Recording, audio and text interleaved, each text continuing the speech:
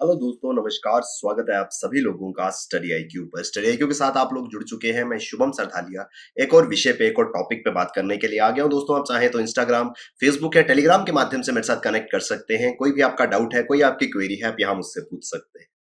दोस्तों, हम बात करने वाले हैं ऑनगोइंग क्राइसिस जो रशिया और यूक्रेन में चल रहा है। दोस्तों, एक लंबा समय जो है इस पूरी की पूरी कॉन्फ्लिक्ट को हो गया है।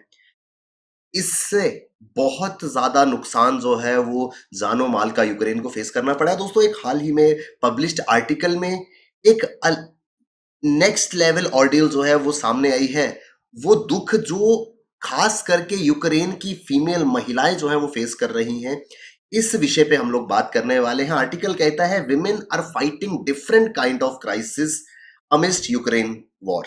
रशिया यूक्रेन युद्ध के बीच में एक अलग तरीके की जंग, एक अलग पीड़ा से, एक अलग स्ट्रेस से गुजर रही हैं यूक्रेन की महिलाएं। इस बात पे हम विस्तार से चर्चा करेंगे। दोस्तों, आप किसी भी एग्जाम के लिए प्रिपेयर कर रहे हैं, स्टडी आईक्यू पर आपके लिए बेहतरीन स्मार्ट कोर्सेज अवेलेबल है। दोस्तों, स्टडी आईक्यू के इन कोर्सेज की मदद से चाहे सिविल सर्विसेज हो, बैंकिंग एग्जाम्स हो, जुडिशरी हो, इन सभी की प्रेपरेशन आप बहुत शानदार तरीके से कर पाएंगे। किसी भी कोर्स में आप एनरोल करते हैं, ये कोड शुभ 33 इस कोड का आपको इस्तेमाल करना है, क्योंकि इस कोड की मदद से आप मैसिव डिस्काउंट्स स्टडी आईक्यू के सभी कोर्सेज पे ले पाएंगे। तो दोस्तों, जैसे युद्ध जो है वो भी जारी है, अलग अलग प्रकार की तस्वीरें आती हैं जिसमें यूक्रेन के नागरिक जो है वो सफर कर रहे हैं। Women in Ukraine are fighting a different kind of war. एक अलग लेवल की लड़ाई, एक संघर्ष यूक्रेन की महिलाएं जो है वो फेस कर रही हैं। इसमें उन्हें अपने आप को भी बचाना है, अपने परिवार को भी बचाना है और अपने आसपास के लोगों को भी बचाना है। दोस्तों, आपने डे वन से सुना कि जैसे ये युद्ध शुरू हुआ तो जितने भी जो मेल मेंबर्स थे उनको देश की सेवा में आगे आने के लिए कहा गया। अपने परिवारों को पीछे छोड़कर वो लोग देश सेवा में चले गए, लेकिन परिवारों में महिलाएं बच्चों को, अपने बुजुर्गों को संभालने का काम कर रही हैं। महिलाएं ऑलरेडी यहाँ पर वॉर जैसी सिचुएशन हो तो एक मेंटल स्ट्रेस जो है वो बहुत हाई लेवल होता है। उसके ऊपर इस प्रकार से काफी ज्यादा संघर्ष जो है वो महिलाओं को करना पड़ रहा है in the face of Russian shelling and bombing. Terrifying images and videos of women showing shown giving birth in underground metro stations and newborns hastily being moved to makeshift bomb shelters have already surfaced across social media। दोस्तों, अलग अलग social media पे आपने भी देखा होगा किस प्रकार की दर्दनाक तस्वीरें सामने आ रही हैं, किस प्रकार का ट्राउमा जो है वो यहाँ पे लोग फेस कर रहे हैं। क्योंकि महिलाएं, गर्भवती महिला, ऐसा देखा गया कि किसी अंडरग्राउंड मेट्रो स्टेशन में एक महिला ने एक छोटे बच्चे को जन्म दिया, क्योंकि सिस्टम पूरा का पूरा जो है वो ठप पड़ा है। वॉर चल रही है, सारी की सारी जो पब्लिक हेल्थ फैसिलिटीज है वो प्रभावित है। छोटे छोटे बच्चे, नवजात बच्चों को बर्थ के इमीडिएटली बाद बॉम्ब शेल्टर्स में ले जाया जा रहा है कि कहीं उनके ऊपर किसी प्रकार की गोलाबारी का इम्पैक्ट जो है वो ना हो जाए। तो इस प्रकार का सिचुएशन है, इस प्रकार का पैनिक जो है वो स्प्रेड किया है हुआ है, जिसमें महिलाएं जो है वो एक अलग लेवल ऑफ सफरिंग जो है वो बियर कर रही है। ऐसे भी क्लेम किए जा रहे हैं, ऐसी भी जानकारी सामने है कि Russian soldiers have raped Ukrainian women and minor girls as young as 10 year old. 10 साल तक की बच्ची, इतनी छोटे छोटी बच्चियों के साथ भी रेप जैसी घटनाएं हो रही हैं। ये बातें भी सामने आ रही हैं। ये चीजें भी जो है वो काफी ज्यादा एक क्राइसिस की सिचुएशन को रिप्रेजेंट करती हैं। दुनिया भर में ये चीजें जो है वो काफी ज्यादा चिंता का विषय बनी हुई हैं। Yet the disproportionate impact of the conflict on women in Ukraine has so for not fully documented. क्योंकि वॉर चल रहा है दोस्तों, एग्जैक्ट ग्राउंड रियलिटीज क्या है हम सिर्फ अनुमान लगा सकते हैं कि ऐसा हो रहा है या ऐसा हुआ होगा, क्योंकि जब तक ये वॉर पूरे तरीके से खत्म नहीं होता, एग्जैक्ट क्या इम्पैक्ट रहा है लोगों के ऊपर, महिलाओं के ऊपर, इसको पूरे तरीके से डॉक्यूमेंट नहीं किया जा सकता। लेकिन जो एस्टिमेट्स हैं, जो अनुमान है, वो भी बहुत ज्यादा डरावने हैं। The blatant truth is that amidst Russia's military invasion of Ukraine, women have lost their access to services, have been burdened with additional care giving responsibility। जो बेसिक सर्विसेज सिटीजन्स के लिए, खास करके हेल्थ रिलेटेड सर्विसेज जो महिलाओं के लिए बनाई जाती हैं, वो सर्विसेज प्रभावित है, वो ठप पड़ी है। तो महिलाओं को बेसिक सर्विसेज नहीं मिल रही हैं, प्लस उनको एडिशनल केयर गिविंग रिस्पॉन्सिबिलिटीज मिल गई हैं। क्यों? क्योंकि मैक्सिमम मेल मेंबर्स जो हैं they have left for the war. परिवार का ध्यान रखना है, अपने आप को बचाना है, अपने परिवार को बचाना है, उनके खाने का इंतजाम करना है, बुजुर्गों को संभालना है, बच्चों को देखना है। तो एडिशनल बर्डन जो है वो महिलाओं के ऊपर आ गया है।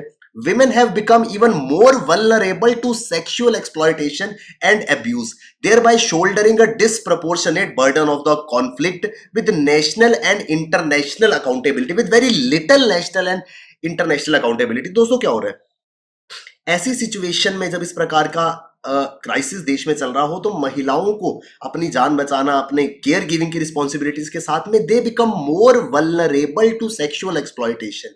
उनको और ज्यादा संघर्ष करना पड़ता है अपने आप को बचाने के लिए कि कहीं इस प्रकार का फिजिकल अब्यूज उनके साथ ना हो जाए। तो ऑलरेडी जो डेथ थ्रेट्स हैं या जो वॉर के इल इफेक्ट्स हैं, वो इस प्रकार की सिचुएशन के साथ और ज्यादा बुरे हो जाते हैं और ज्यादा बड़े हो जाते हैं, और ये पर्टिकुलरली महिलाओं को फेस करने पड़ते हैं। अब इसके पीछे कारण क्या है दोस्तों? कहीं ना कहीं अगर आप इतिहास में जाएं तो यूक्रेन जो है वो पैट्रियार्कल कल्चर को फॉलो करता आया है, यानी कि पुरुष प्रधान देश रहा है, जहां पर महिलाओं को हेल्थ सर्विसेज और जस्टिस में बहुत लिमिटेड एक्सेस दिया जाता था। जेंडर नॉर्म्स और पैट्रियार्कल कल्चर को ट्रेडिशनली फॉलो किया गया, जिससे महिलाओं का एक्सेस और health services and justice was very limited. तो इनिशियली पहले से ही महिलाओं को हेल्थ सर्विसेज या जस्टिस इतना ज्यादा नहीं मिल पाता था, बट जैसे ये क्राइसिस बढ़ा तो ये जो एक गैप था, जेंडर बेस्ड गैप, ये और ज्यादा बढ़ गया, क्योंकि lack of ability to find safe spaces, ये प्रॉब्लम जो है वो और ज्यादा बढ़ गई हैं इस क्राइसिस के कारण।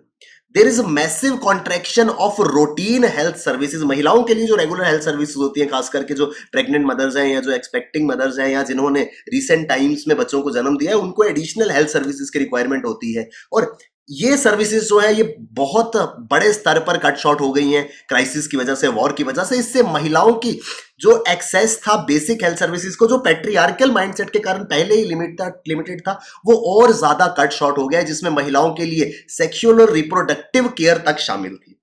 अब हाल ही में एक न्यूज जो है वो आई थी, जिसमें एक गर्भवती महिला जो स्ट्रेचर पे लेटी हुई थी, उनकी डेथ हो गई, क्योंकि उन्हें समय रहते जो केयर है वो नहीं मिल पाई। दोस्तों हॉस्पिटल्स पे अटैक हुए, पेशेंट्स को जो है वो लेकर के यहां वहां भागना पड़ा। ऐसी सिचुएशन जो है वो काफी ज्यादा दर्दनाक हो जाती है। दोस्तों इस प्रकार का मंजर जब आप देखें तो क्या एक्चुअल कॉस्ट क्या पड़ती है वॉर की, ह्यूमन कॉस्ट क्या है एक वॉर की, वो हमें समझ में आता है। अगर अनुमानों की बात करें तो करीब 80,000 महिलाएं ऐसी हैं जो अगले कुछ समय में बच्चों को जन्म देने वाली है, यानी कि जो एक्सपेक्टिंग मदर्स है यूक्रेन में वो 80,000 के करीब है। यानी कि ये वो समय है जब इनको best of the health services की जरूरत पड़ेगी। लेकिन क्या इस सिचुएशन में वो पॉसिबल है? बिल्कुल पॉसिबल नहीं है। तो अपने आप को बचाना है इस अटैक से, अपने परिवार का ध्यान रखना है, प्लस महिलाओं को ये एडिशनल बर्डन है, दोज हु आर एक्सपेक्टिंग, उनको अपनी हेल्थ का ध्यान रखना है। हेल्थ सर्विसेज बहुत लिमिटेड है, आने वाले बच्चे का ध्यान रखना है। तो इस वजह से महिलाओं की सफरिंग जो है वो बहुत ज्यादा बढ़ गई है। If these to be mothers continue to be deprived of maternal health services, the experience of childbirth could be life threatening for them. Undoubtedly ये महिलाएं जो कि एक्सपेक्टिंग मदर्स हैं, अगर इनको समय रहते क्रिटिकल मैटरनल हेल्थ सर्विसेज नहीं मिली जो इनको रिक्वायर्ड है, या ऐसी सिचुएशन बन ली, तो अनडाउटेडली अगले कुछ महीने इनके लिए अपने बच्चे को जन्म दे पाना जो है वो लाइफ थ्रेटनिंग साबित हो सकता है।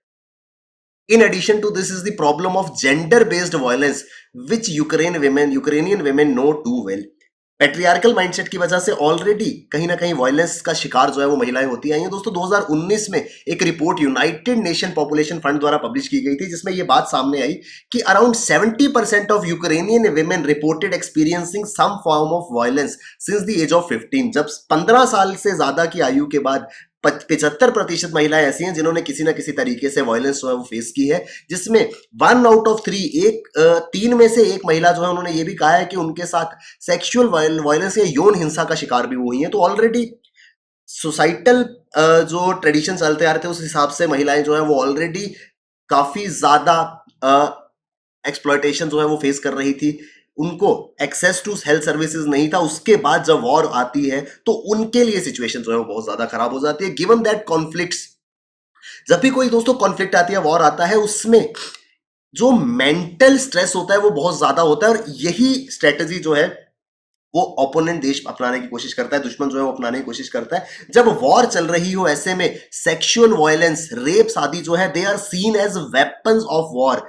सिर्फ फिजिकल वेपन्स, बॉम्ब, बंदूक से लड़ाई नहीं, इस प्रकार से दूसरे देश के अंदर महिलाओं को जाकर के परेशान करना, उनके साथ बलात्कार जैसी घटनाएं, ये वेपन ऑफ वॉर समझा जाता है, जिसमें दुश्मन जो है वो अपनी पावर डिस्प्ले करता है कि देखो हम तुम्हें किस तरीके से नुकसान पहुंचा सकते हैं। और यही सिचुएशन जब यूक्रेन में हो रही है तो इससे फिजिकल वायलेंस बढ़ी है, अब्यूज बढ़ा है, रेप, टॉर्चर, ये सारी की सारी चीजें जो है वो इंक्रीज हुई हैं। और दोस्तों अनडाउटेडली फिजिकल वायलेंस हो, अब्यूज हो, रेप हो, टॉर्चर हो, इसका सबसे ज्यादा विक्टिम जो है वो महिलाएं होती हैं। जिस वजह से अनडाउटली दोस्तों हर एक स्लाइड में हम यही बात कर रहे हैं कि किस तरीके से जो सफरिंग्स है वो महिलाओं की age compare to male counterparts बहुत ज्यादा है, क्योंकि उन्हें मेल काउंटर पार्ट्स की तरह अपनी जान की तो रक्षा करनी है, प्लस उसके अलावा बहुत सारी प्रॉब्लम्स है जो वो फेस कर रही है।